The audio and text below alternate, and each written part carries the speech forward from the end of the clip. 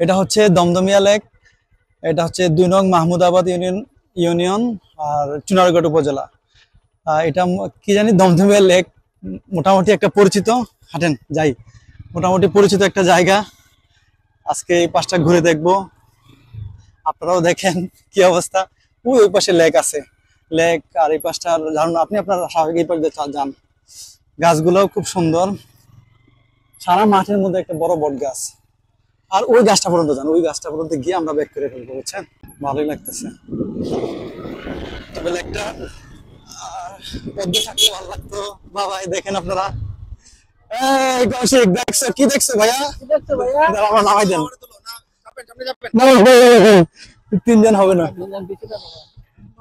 এটা এই লেকের আজকে আমাদের কৌশিক, মূলত কৌশিকের বাড়ির পাশেই।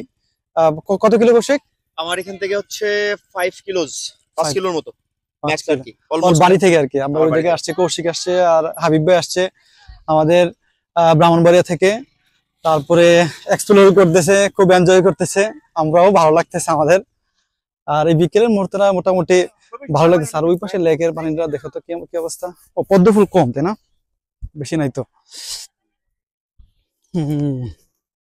হ্যাঁ, অনেকে গরিবের সুইজারল্যান্ড নামে চিনি এই জায়গাটা।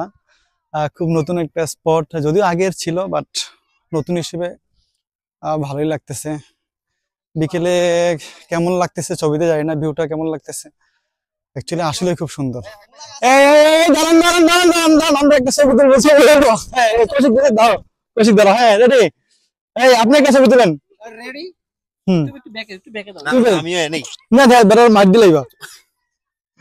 মোবাইলটা কাটতে দেবে ছবি। হ্যাঁ হ্যাঁ, তো পাড়া থেকে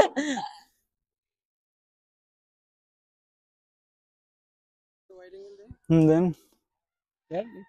পোর্ট্রেট দাস না একটা হাবিব ভাই সামনে হলদে করতে দিলাম। হ্যাঁ, এই আমাদের ফটো সেশন শেষ, এখন ব্লগিং বন্ধ। বাবাই।